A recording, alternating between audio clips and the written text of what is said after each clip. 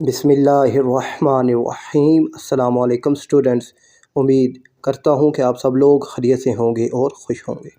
तो बच्चों 2023 class 11th English के MCQs लेकर मैं हाजिर हूँ।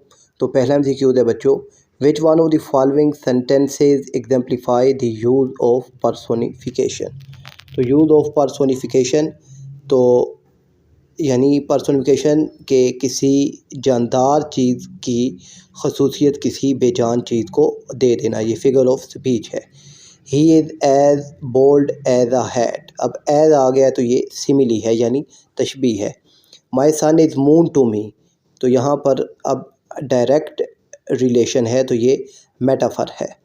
आई सा the dancing beauty in nature. अब डांसिंग ब्यूटी, अब डांस जो है ये इंसानी जो एक्शन है, तो ये यहाँ पर इसका जो दूसरा ऑप्शन है वो ऑप्शन सी है। और she is brave enough to walk in the dark, तो ये एक सिंपल सा जुमला है।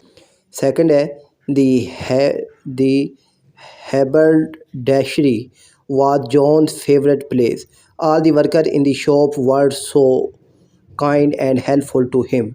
The correct inference from these sentences is, तो इसका ऑप्शन है बच्चों option B. John is a regular customer, इसलिए सारे उसके साथ काइंड और हेल्पफुल बिहेवियर रखते हैं। थर्ड है city life is full of hustle and bustle whereas rural life is devoid of it.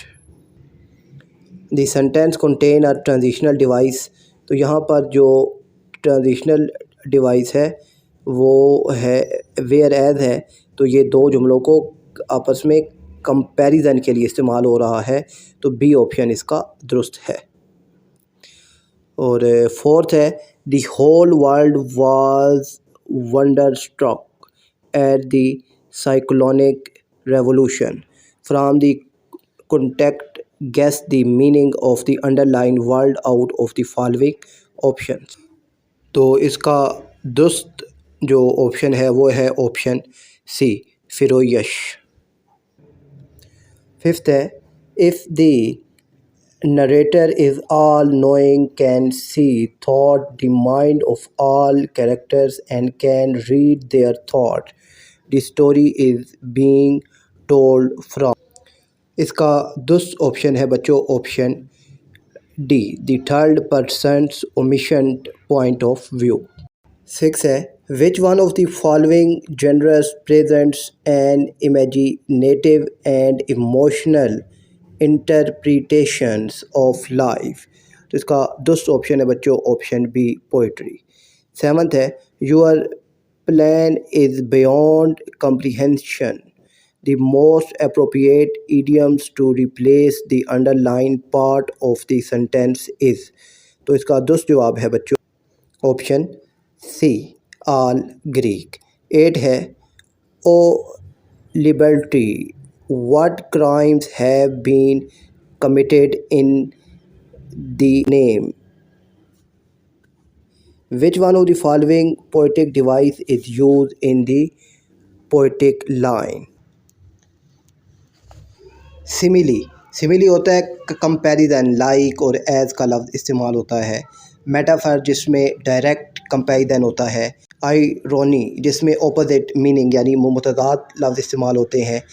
Apostrophe इसमें किसी ऐसी चीज़ से ख़िताब किया जाता है यानी किसी बेजान चीज़ से जहाँ पर ख़िताब किया जा रहा हो, तो इसका दुरुस्त ऑप्शन भी यही ऑप्शन डी है, एपोस्ट्रॉफी।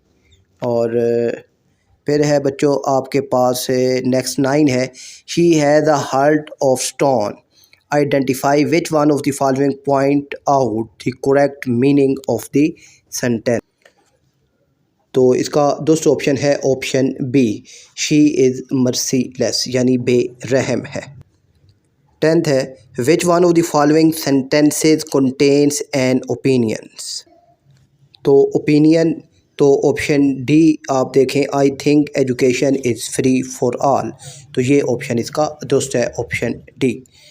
11th है uneasy lie the head that wears a crown.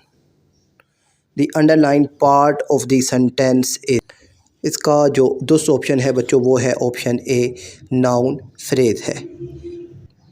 12th है, a lot of people visit us dash eat. Pick the correct preposition to complete the sentence. अब यहाँ पर एक स्पेसिफिक दिन का जिक्र है तो यहाँ पर ऑप्शन डी आएगा, ऑन। 13 है, the people were flying kites in spring. The underline word is.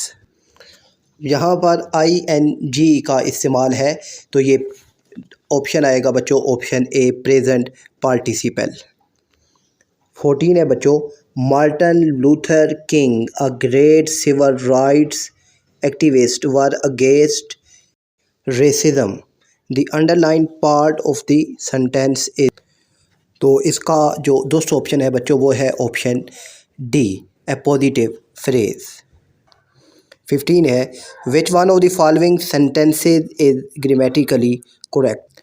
इसका दूसरा ऑप्शन है option A, I never thought that I would see him again.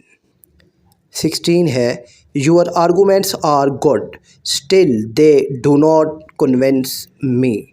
This is a. तो इसका दूसरा ऑप्शन है ऑप्शन बी, कंपाउंड सेंटेंस है ये, क्योंकि यहाँ पर टू इंडिपेंडेंट क्लॉज जो है वो जुड़ रहे हैं। 17 है, fools rush in where angel fear to tread. के बेवकूफ़ वहाँ दौड़ते हैं जहाँ फरिश्ते चलने से भी डरते हैं। ये एक मुहावरा है। तो अब इस यहाँ पर ये जो अंडरलाइन पार्ट है ये आपके पास है तो इसका दूसरा ऑप्शन है ऑप्शन सी, एडवर्ब क्लॉज है। ठीक है, यहाँ पर वर्ब को मॉडिफाई किया गया है। और 18 है, the flag was hosted dash top of the building. Correct preposition for the blank is. तो अब यहाँ पर इसका जो दूसरा ऑप्शन है वो है ऑन। ठीक है ना, ऑन टॉप, ये यहाँ पर ये मुहावराती तौर पर इस्तेमाल हो रहा है।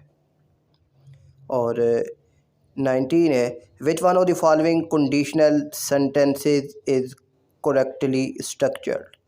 तो इसका जो दुरुस्त जवाब है वो है option A, if he were more careful he would not have failed. 20 है, which one of the following sentences contain transitive verb.